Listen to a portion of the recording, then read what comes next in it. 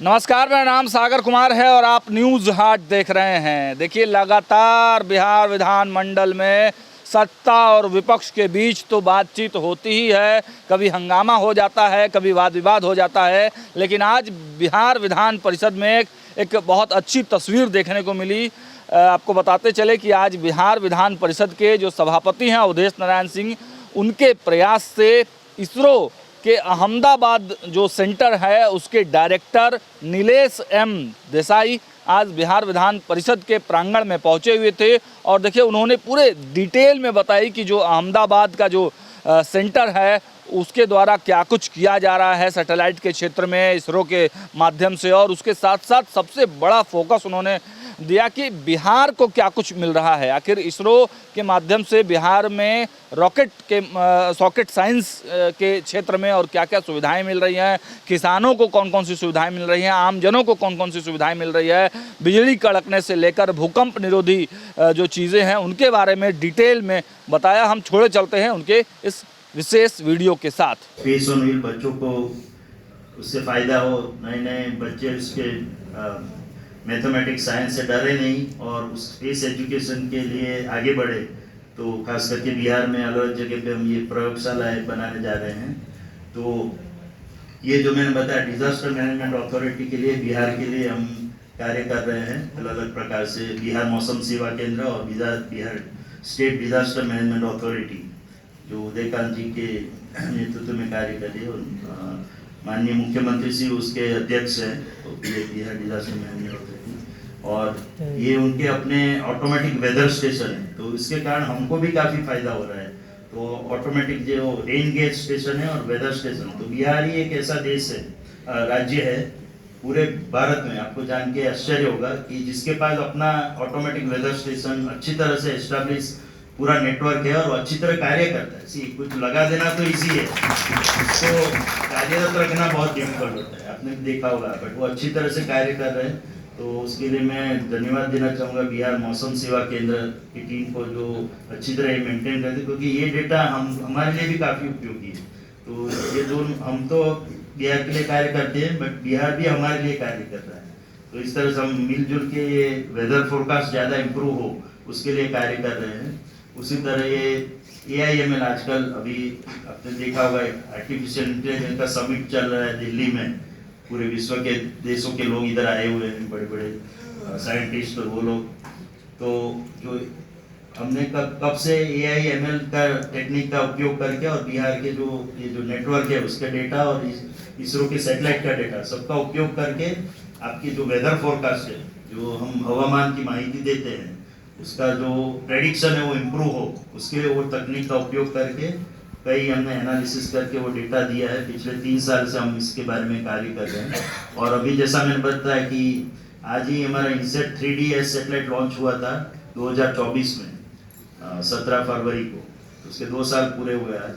तो वो सैटेलाइट में लाइटनिंग मैपर नहीं था, तो अभी जो बिहार और यूपी की खास करके डिमांड है कि लाइटनिंग मैपर होना चाहिए। जैसे क्लाउड, पहले क्या जब लाइटिंग होती है तो पहले क्लाउड के ऊपर दिखती है एटमॉस्फेयर, तो उपग्रह उसको तुरंत पकड़ के वो माहिती नीचे भेज देगा और बाद में तो लाइट नीचे जब गिरेगी हो तो थोड़ा टाइम लगेगा। ऊपर पहले क्लाउड की लाइटिंग होगी उसके बाद नीचे आएगी, तो तब तक हम ये प्रोसेस करके वो इंफॉर्मेशन बिहार मौसम सेवा केंद्र और अन्य के माध्यम से ग्राउंड लेवल तक कलेक्टर को सबको पहुंचाएंगे, जिसके कारण 1-2 घंटे पहले भी अगर अलर्ट मिल जाता है तो मैंने बताया उस तरह से लोगों को SMS द्वारा या फोन द्वारा माहिती देके उनकी जान बचाई जा सकती है, उनको आगाह किया जा सकता है कि वो वहाँ पे अपने खेतों में नहीं जाए। तो ये इस तरह से हमारे 2 सैटेलाइट अभी कार्यरत है, तो वो हर आधे घंटे पे चित्र लेते हैं पूरे देश का, और उसमें बिहार राज्य भी आ गया।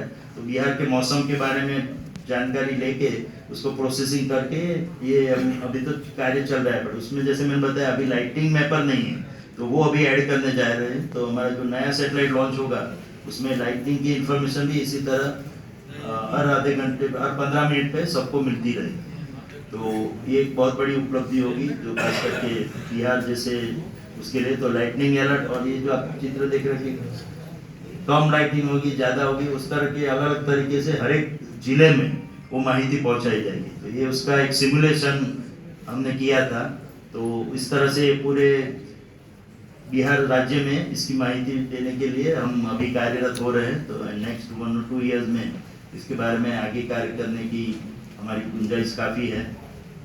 उसी तरह बाढ़ के बारे में जो फोरकास्ट है उसके बारे में भी कार्य चल रहा है। तो बाढ़ के बारे में पहले से ही आपको आगाह कर दिया जाए। जैसे मैंने बताया कि नेपाल में कोसी रिवर की जानकारी लेके उसके बेसिस पे हम प्रेडिक्ट कर पाएंगे कि बाढ़ आने वाली है, इस बार सूखा पड़ेगा कि बाढ़ आएगी। तो वो सब इन्फॉर्मेशन एडवांस में मिलने पे राज्य सरकार भी उसका जो नीति आयोग है वो अलग अलग तरीके से कार्य कर सकता है। कुछ इंपोर्ट करना है तो उसके बारे में भी केंद्र सरकार भी निर्णय ले सकती है कि गेहूं आयात ज़्यादा करना है इस बार कि चावल करना है। तो ये सब माहिती सैटेलाइट का उपयोग करके नीति आयोग के द्वारा हम करें। और फ्लड फोरकास्ट तो इंडिविजुअल स्टेट को इन्फॉर्मेशन पूरा जो एल्गोरिदम है वो तैयार करके वो हमने बना दिया है। और बिहार डिजास्टर मैनेजमेंट अथॉरिटी के साथ पूर्ण सहयोग के साथ हम ये सब कार्य कर रहे हैं। और तो ये सैटेलाइट के द्वारा जो इमेज आएगी उसको स्टडी करके कोई साइंटिस्ट ऐसी तकनीक ढूंढ लेगा कि भूकंप के बारे में भी आगाही हम 1-2 घंटे पहले आपको बता पाए।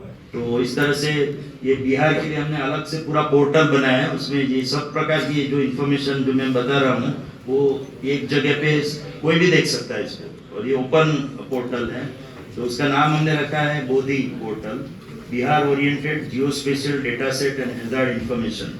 तो ये पोर्टल का नाम है। तो अभी उसका उद्घाटन करने हम जा रहे हैं थोड़ी।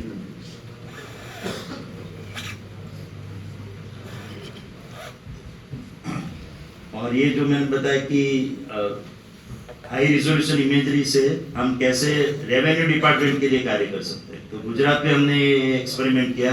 गुजरात सरकार ने हमको 18 करोड़ रुपए दिए हैं। तो उसका उपयोग करके हमने हाई रिजोल्यूशन इमेजरी खरीदी और उसमें एनालिसिस करके कौन सी जगह गवर्नमेंट लैंड को लोग बचा के बैठ गए हैं, एनक्रोचमेंट किया है, वो सब इन्फॉर्मेशन गवर्नमेंट को दी। तो उसके बेस पे अभी वो एक्शन ले रहे हैं। तो रेवेन्यू मिनिस्ट्री के लिए भी बहुत बड़ा फायदा हो सकता है गवर्नमेंट के लिए। तो ये एक दूसरा उपयोग है। बम्बई, अहमदाबाद, दिल्ली ऐसे बड़े बड़े शहरों में कई समस्याएं रहती है। तो उसी प्रकार की अभी पटना काफ़ी डेवलप हो रहा है। तो अन्य शहर भी में भी ये समस्याएं उपस्थित है या उपस्थित होने जा रही हैं। तो उसके लिए तो हमारे उपग्रह काफ़ी उपयोगी है। एक है नेविगेशन सिस्टम, जो नाविक हमारा भारत का बन रहा है, जो देसी जीपीएस बोलते हैं हम उसको, इंडियन जीपीएस। तो उसका उपयोग करके स्मार्ट सिटी डेवलपमेंट में कैसे फ़ायदा हो। और सरकार ने ऑलरेडी 500 स्मार्ट सिटी की घोषणा कर दी भारत सरकार ने। उसमें कई बिहार के छोटे शहर भी शामिल हैं। तो वहाँ पे ओवरऑल जो समस्या है वो दूर हो, उसके लिए उपग्रह का उपयोग हो। जैसा मैंने बताया कि एनक्रोचमेंट, सरकारी ज़मीन पे कई लोग जो गैर कानूनी कब्जा कर लेते हैं, उसमें उसको पता लगा के उसको खाली करवाए। उसके लिए भी प्रबंधन में सहायता हो, प्रशासन में सहायता हो। तो उस प्रकार की कई योजनाएं अन्य जगह पे चल ही रही है। तो उसका रेप्लिकेशन बिहार में भी हो सकता है। उसी तरह ट्रैफिक मैनेजमेंट एक बड़ी समस्या है। तो स्मार्ट सिटी में ट्रैफिक मैनेजमेंट एक जैसा मैंने बताया नाविक और जीपीएस का उपयोग करके किस तरह से हम ट्रैफिक को रेगुलेट कर पाए, तो उस दिशा में भी प्रयत्न कर रहे हैं। तो ये तो हर एक राज्य के हर एक शहर की समस्या है और सबके लिए एक कॉमन सॉल्यूशन ही ढूंढ रहे हैं। तो स्मार्ट सिटी के प्रायोजन में ये भी है। फिर दूसरा है अर्बन हीट आइलैंड, खास करके बिहार में समस्या है कि गर्मी के जिसमें कुछ जगह पे हॉटस्पॉट डेवलप होते थे, बहुत ही गर्मी पड़ती है, कुछ इलाकों में ज़्यादा ही गर्मी महसूस होती है। तो वो डेवलप ना हो, उसके लिए एनवायरनमेंट को कैसे प्रोटेक्ट किया जाए और किस तरह से मकान बनाए जाए, उसके बारे में भी सलाह सूचन सैटेलाइट के माध्यम से जानकारी लेके लोगों को दे पाए। तो उसके लिए भी प्रयत्नशील हैं। तो ये भी एक प्रोजेक्ट हम कर रहे हैं बिहार मौसम सेवा केंद्र के साथ सहयोग करके। और दूसरा है फ्लड मैनेजमेंट। कई अर्बन एरिया में कई बार